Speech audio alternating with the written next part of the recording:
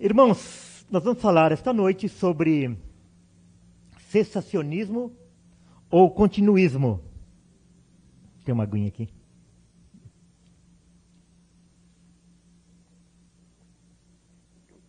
Que palavra estranha que é essa, né? Atos 9, de 32 a 42. Você pode acompanhar aí na tela mesmo. Passando Pedro por toda parte, desceu também aos santos que habitavam em Lida. Encontrou ali certo homem chamado Enéas, que havia 8 anos jazia de cama, pois era paralítico.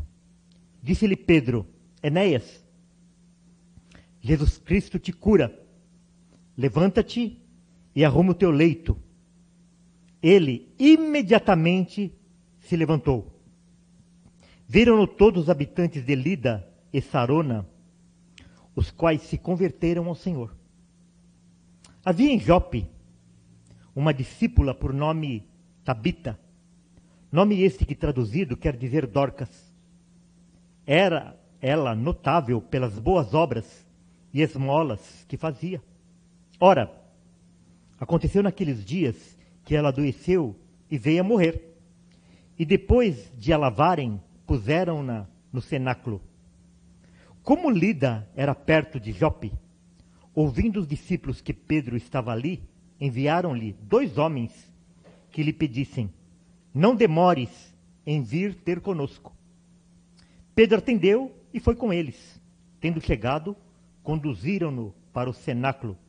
E todas as viúvas o cercaram, chorando e mostrando-lhe túnicas e vestidos que Dorcas fizera enquanto estava com elas. Mas Pedro, tendo feito sair a todos, pondo-se de joelhos, orou e voltando-se para o corpo disse: Tabita, levanta-te.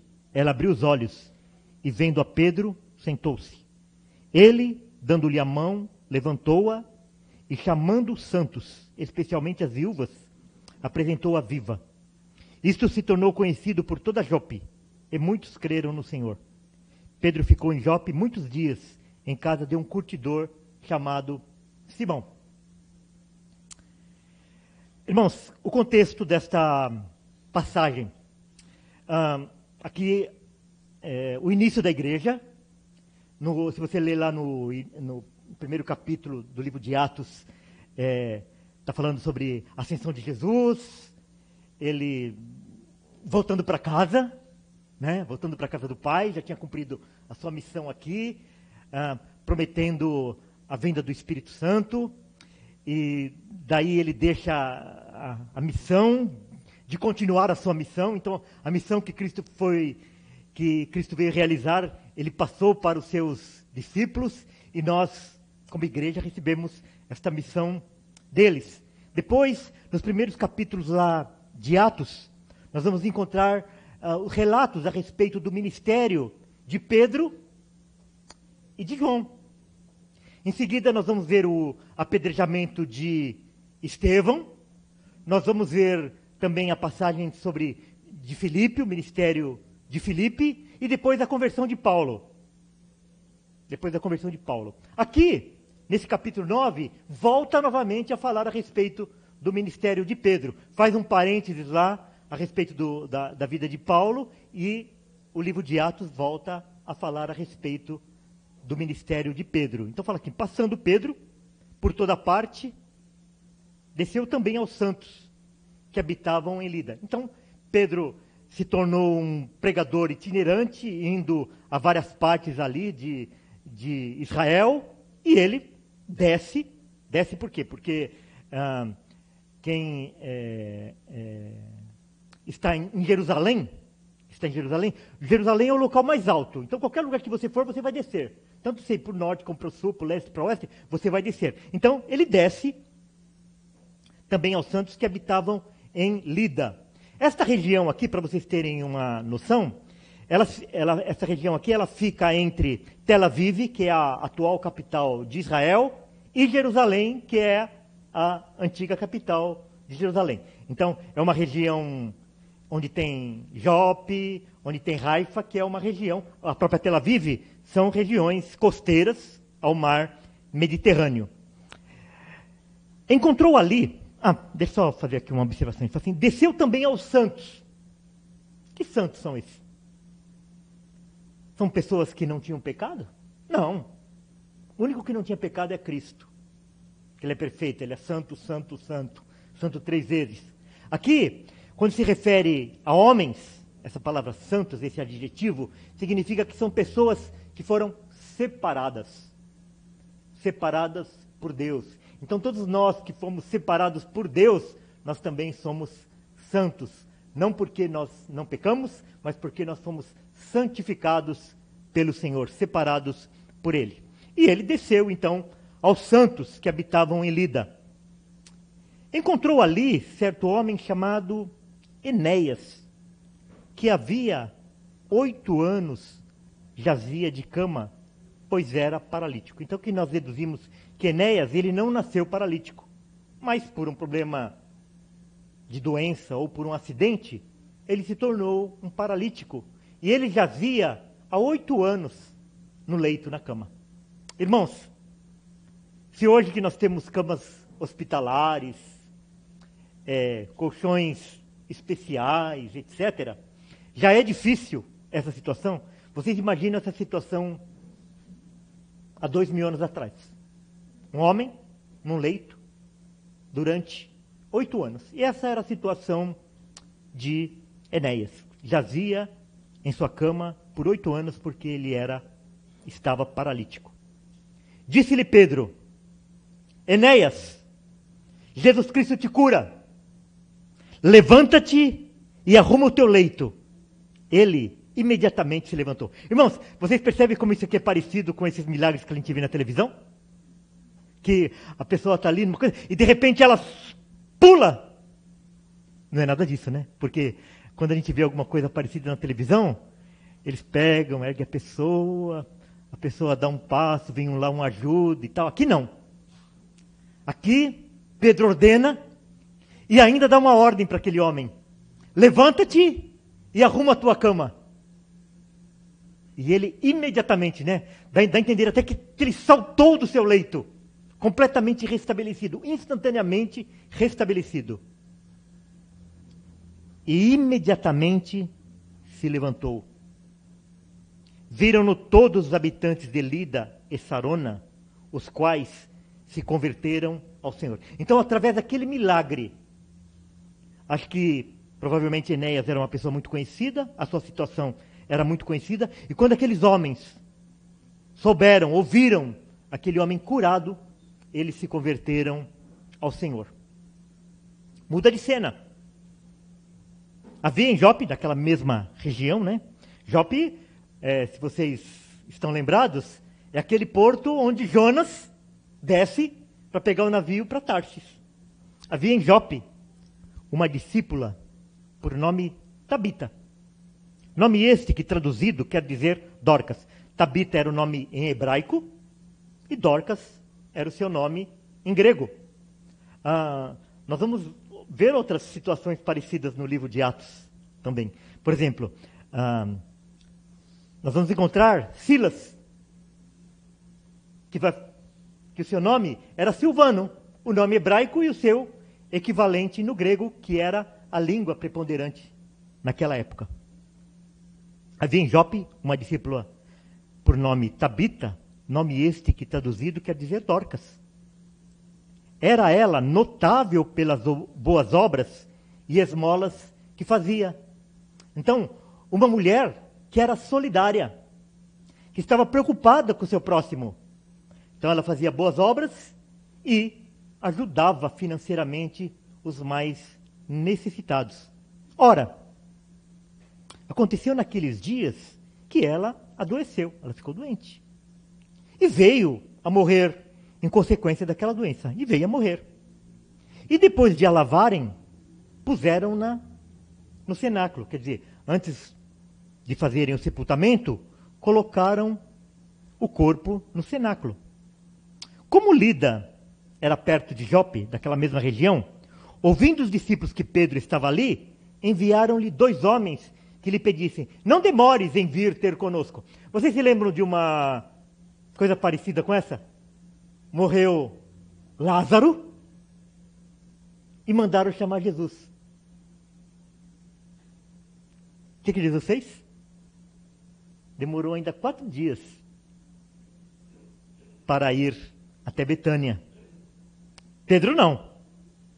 Pedro atendeu e foi com eles, imediatamente. Tendo chegado, conduziram-no para o cenáculo.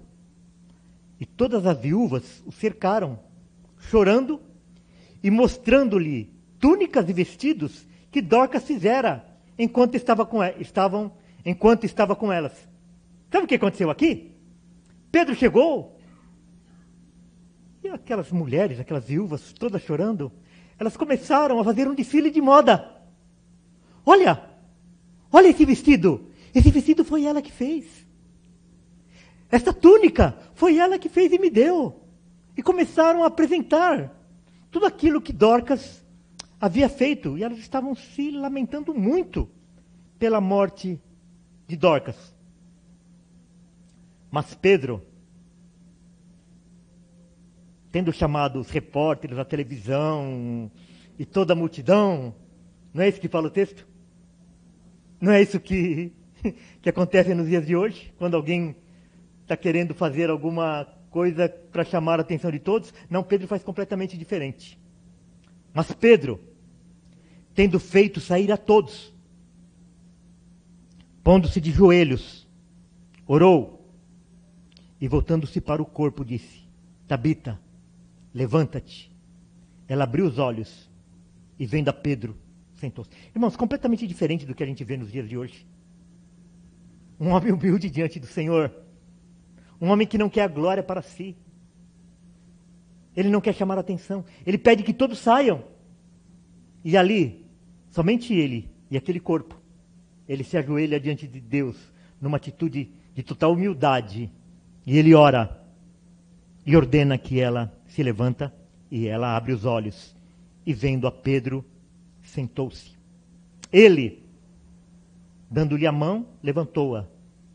E chamando os santos, especialmente as viúvas, apresentou-a viva. Imaginou a alegria? Imaginou a transformação daquele ambiente? Isto se tornou conhecido por toda Jope. E muitos creram no Senhor. Assim como havia acontecido com Enéas, que todos, grande parte daqueles que ficaram sabendo, se converteram ao Senhor, acontece a mesma coisa aqui nessa situação. Pedro ficou em Jope muitos dias, em casa de um curtidor chamado Simão. Simão era um curtidor é aquele que mexe com peles de animais, logicamente que são animais que já morreram, portanto, pelas leis levíticas, ele era considerado um homem imundo, que os judeus não poderiam ter contato com ele. Mas aqui Pedro já havia começado a ser preparado o seu coração para aprender que Deus não buscava somente os judeus, mas ele também estava em busca dos gentios. Estava preparando o coração de Pedro para a visão que ele ia receber. Se vocês lerem o capítulo seguinte, ele vai ter uma visão. E também para ele receber o ministério de Paulo e apoiar o ministério de Paulo junto com os gentios. Pedro ficou em Jope muitos dias, em casa de um curtidor chamado Simão. Agora vamos responder a pergunta título dessa mensagem. Cessacionismo ou continuismo? Irmãos, nós como reformados, nós temos como regra o sola Escritura. Somente a Escritura. Nós não valorizamos e não seguimos coisas, revelações extra-Escritura. Então tudo aquilo que não está nas Escrituras não serve para nós. E tem algumas situações que mesmo a gente tendo esse princípio, muitas vezes nós ficamos pensativos. Nós ficamos balançados. Porque nós ouvemos algumas coisas e a gente começa a pensar, como que isso se encaixa nas Escrituras? Como que eu não sinto isso? Como que eu não percebo isso? Cessacionismo é a crença de que parte dos chamados dons do Espírito Santo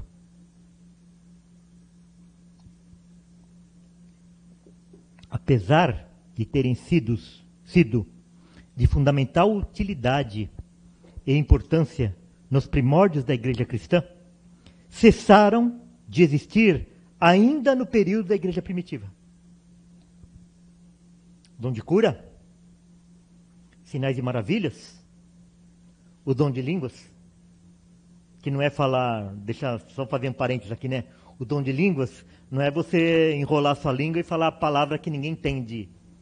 O dom de línguas é você entender um idioma que outra pessoa está falando e que você nunca estudou aquele idioma, que não é sua língua materna. Esse é o dom de línguas. Você fala e a pessoa não conhece aquele idioma, mas ele entende aquilo que você está falando. Esse era um dom sobrenatural, né? Que numa outra ocasião, quem sabe, a gente pode falar a respeito dele. Então, o cessacionismo é você acreditar, é a crença de que parte dos chamados dons do Espírito Santo, dom de cura, dom de revelação, sinais e maravilhas, dom de línguas, apesar deles terem sido de fundamental utilidade e importância nos primórdios da igreja, no início da igreja, cessaram de existir ainda no período da igreja primitiva. Então, quem crê no cessacionismo, quem crê que esses dons cessaram ainda no início da igreja apostólica, é um cessacionista. E nós somos cessacionistas. E continuista, então, logicamente, continuista é aquele que acredita que aqueles sinais que aconteciam lá no início da igreja primitiva, que nós vimos 2 exemplos hoje, eles continuam em vigor até nos dias de hoje, que Deus continua operando da mesma forma. Agora, isso, irmãos, se nós tivermos um pensamento errado a respeito desse assunto, isso pode criar uma grande frustração em nós. Isso pode nos levar a achar que nós somos crentes de segunda categoria. Talvez muitos de vocês vieram do ambiente pentecostal ou neopentecostal, em que você, de uma certa forma, para não se sentir alijado do grupo, você era obrigado a fazer determinadas coisas que você estava apenas imitando aquilo que os outros estavam fazendo. Não é verdade isso? E nós vemos muitos testemunhos disso. Estava num ambiente lá em que todo mundo falava enrolado, e você acabava tendo que falar enrolado também para você não se sentir menosprezado no meio do grupo, para você se sentir aceito no meio daquele grupo. Por que acontece isso? Por falta de conhecimento da palavra de Deus. Por falta de conhecer quem Deus é e como Ele age. Então, se nós somos cessacionistas, nós precisamos responder essa pergunta, para nós podermos responder a todo aquele que nos pedir a razão da esperança que é em nós. Por que não temos mais esses milagres? Por que nós não vemos mais ninguém ser ressuscitado? Por que nós não vemos nenhum paralítico pular da sua cama, colocar a sua cama nas costas e sair andando? Por que nós não vemos nenhum cego sendo curado? Por que a gente não viu ninguém indo no hospital orar por alguma pessoa que estava entubada e naquela mesma hora a pessoa deixar aqueles aparelhos de lado e sair caminhando, respirando normalmente? Ou você viu um relato desse? Alguém viu algum relato desse? De alguém ter ido no hospital, mesmo esses mercadores do evangelho que estão na televisão, indo no hospital, orar em favor de alguém que estava entubado e aquela pessoa sair andando? Você viu? Ninguém viu. Porque esses dons cessaram. A gente não vê porque esses dons não existem mais.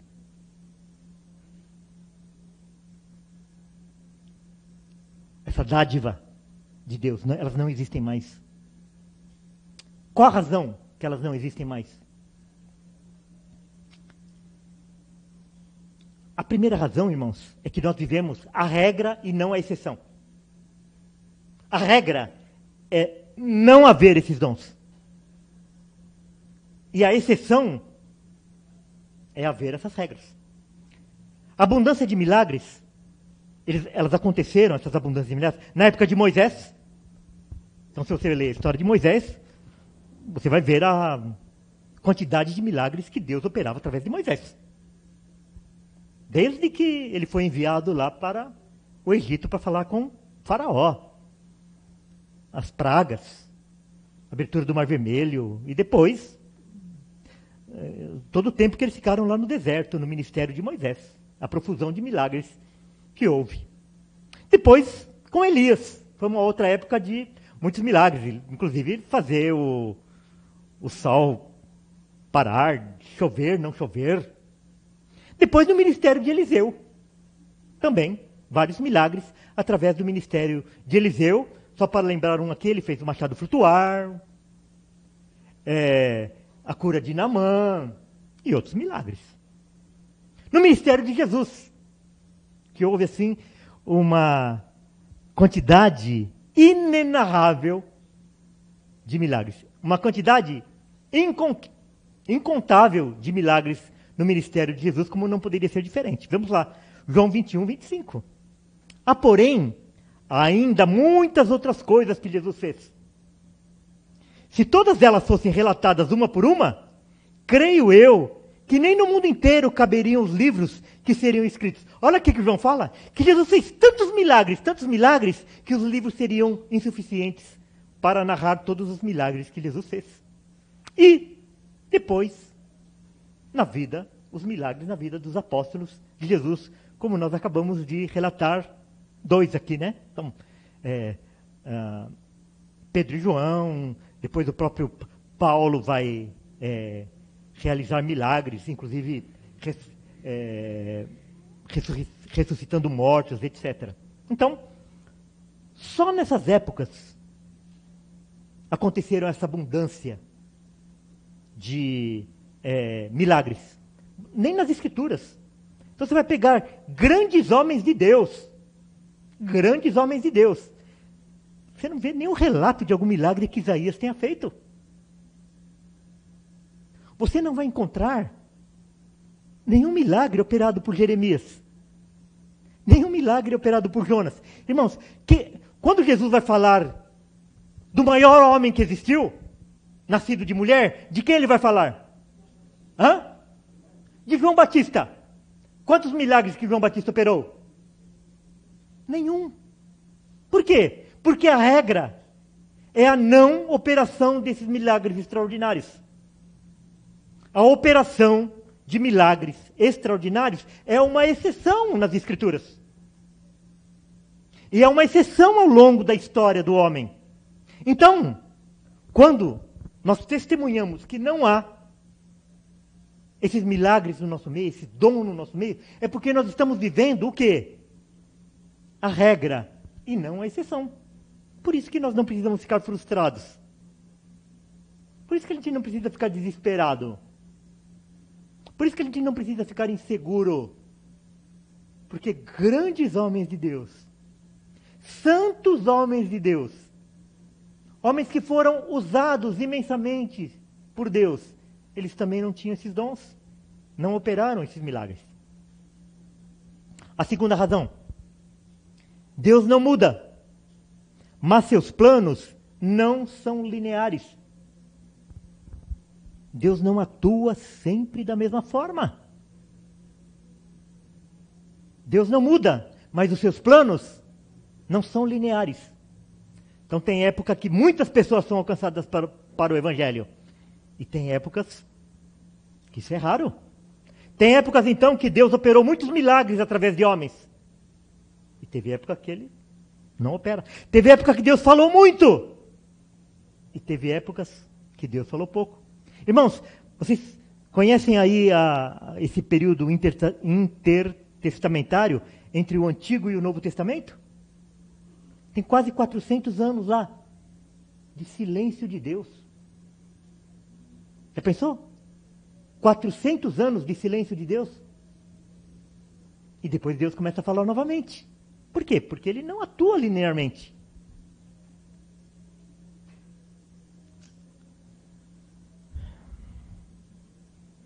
Os milagres sempre tiveram um objetivo específico. Sempre. Então, quando Moisés realizou seus milagres, qual era o objetivo lá? Arrancar o povo do Egito. Levar eles até a terra prometida. Então, os milagres ali tiveram esse objetivo. Na época de Jesus, é para mostrar a glória dele.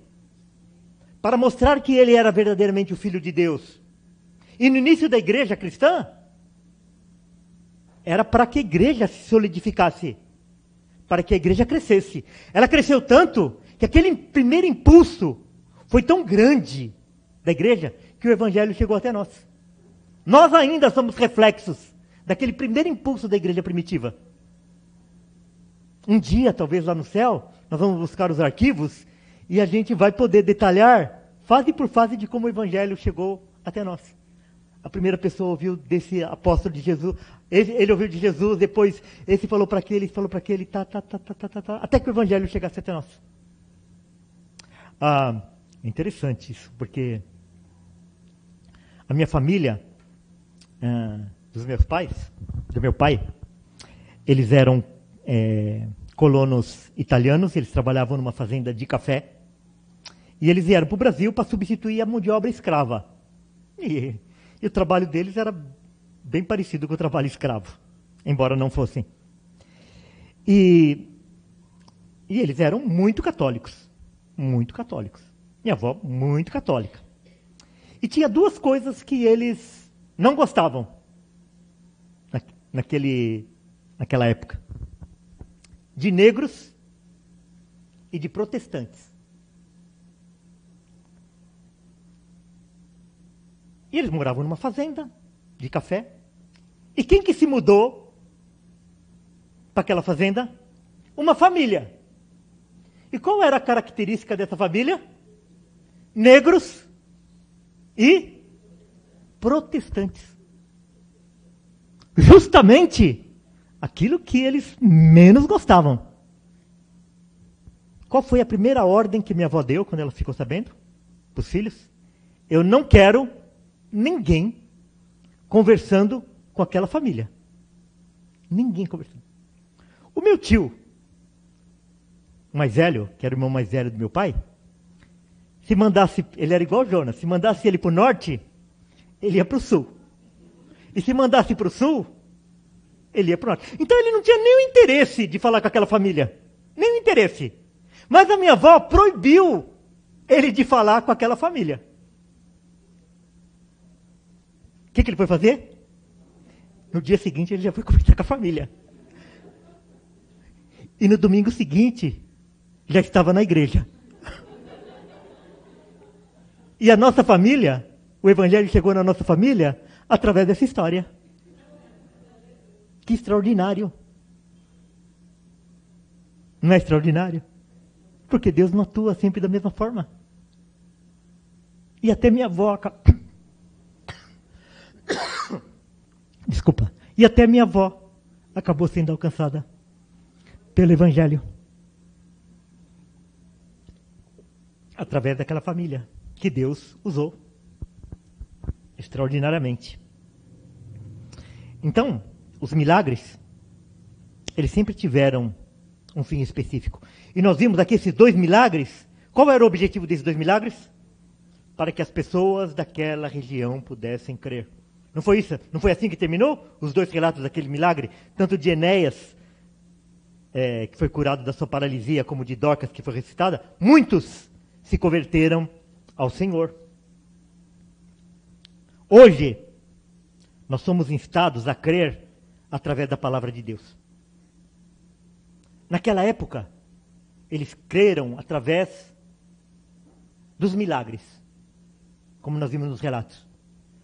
Porque, irmãos, vocês precisam entender que eles ainda não tinham a revelação completa da palavra de Deus. A palavra de Deus ainda estava sendo desvendada.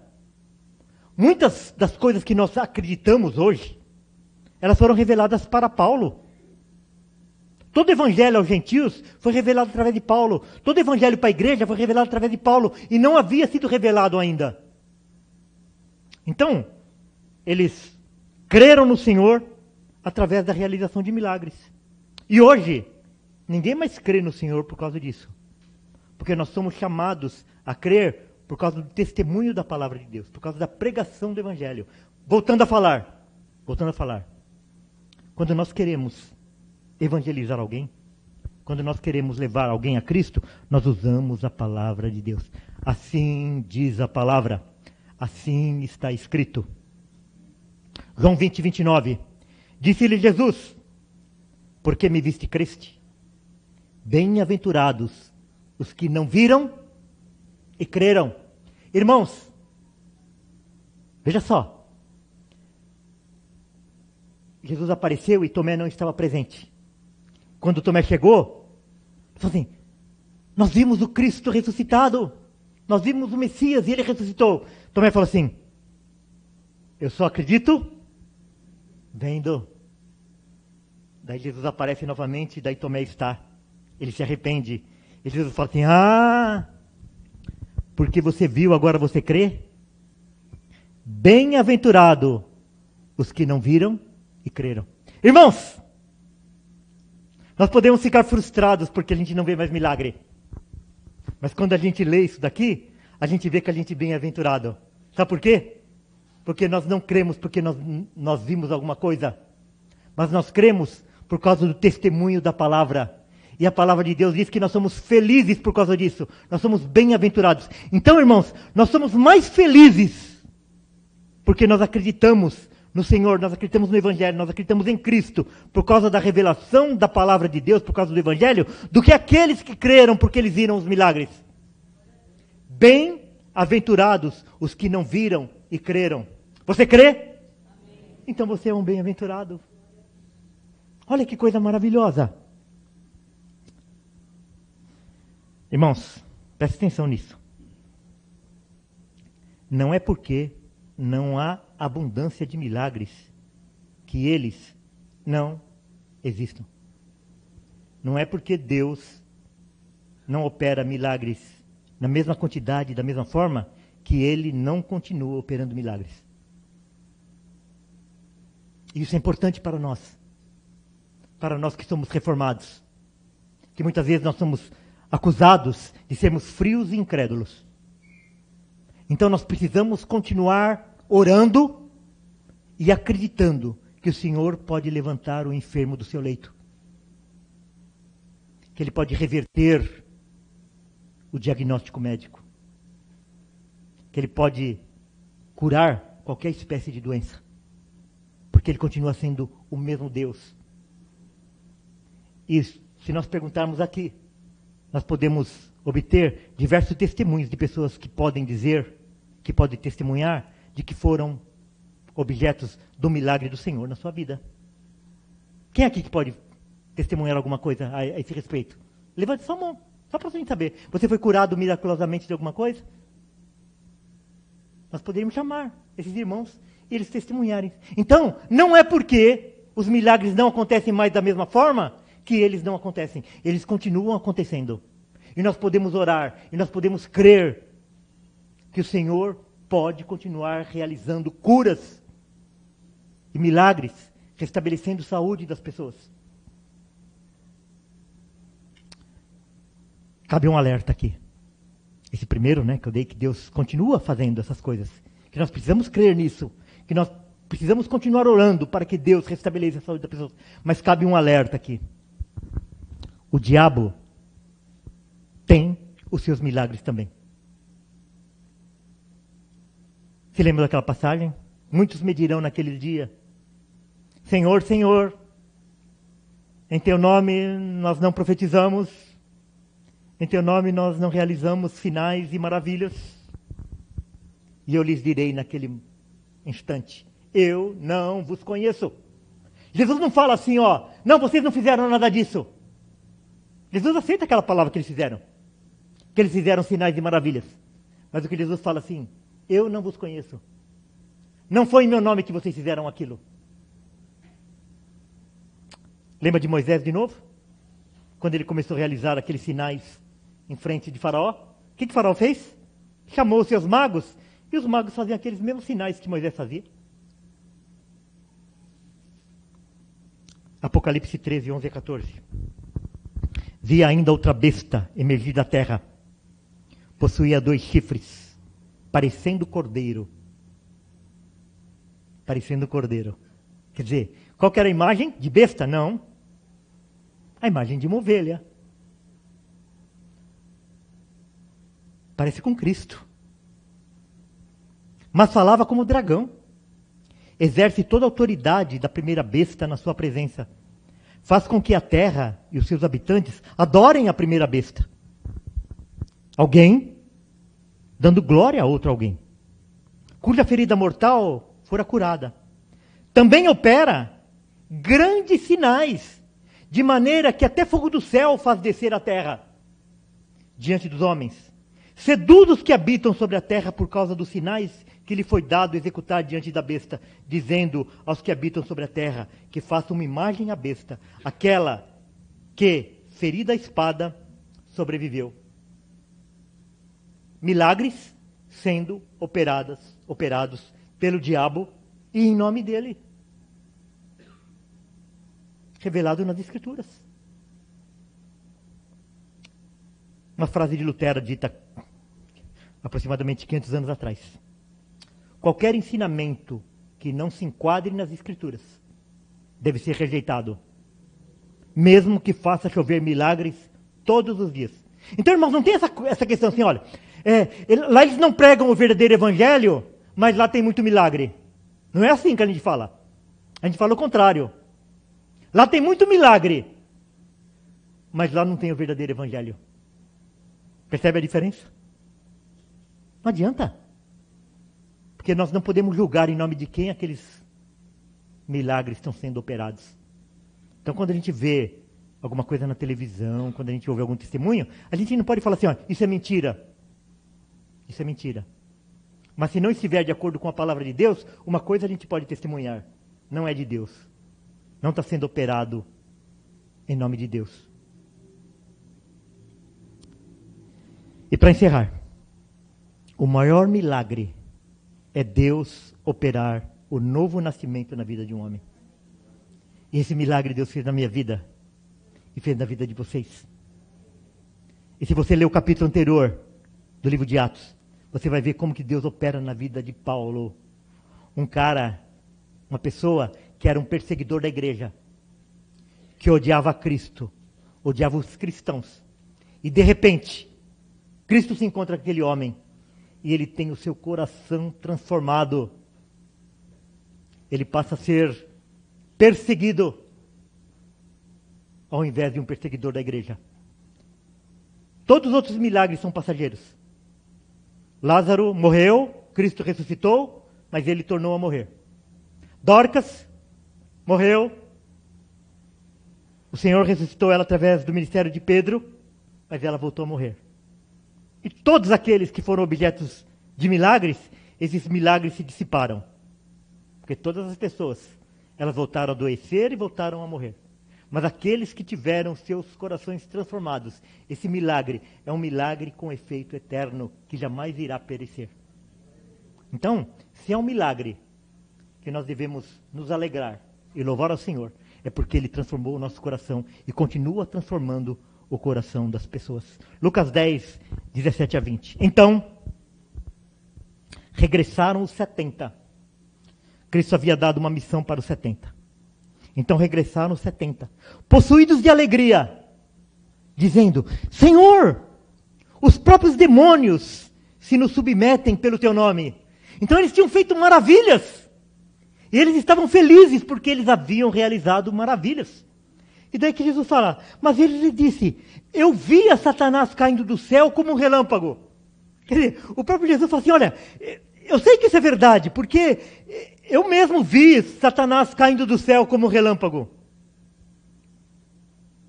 Eis aí vos dei autoridade para pisar de serpentes e escorpiões e sobre todo o poder do inimigo e nada, absolutamente, vos causará dano. Não obstante, apesar disso, alegrai-vos, não porque os espíritos se vos submetem, e sim, porque o vosso nome está arrolado nos céus. Há motivo de alegria, Nós não vemos ninguém ressuscitando. Nós não vimos ninguém recuperando a visão. Os milagres que a gente vê, eles são diferentes e operados de outra forma. Mas esse milagre, nós podemos testemunhar e fazer parte dele. Alegrai-vos, não porque os espíritos se vos submetem, e sim porque o vosso nome está arrolado nos céus. Que isso possa ser uma realidade, uma convicção no coração de cada um de nós. Amém, irmãos?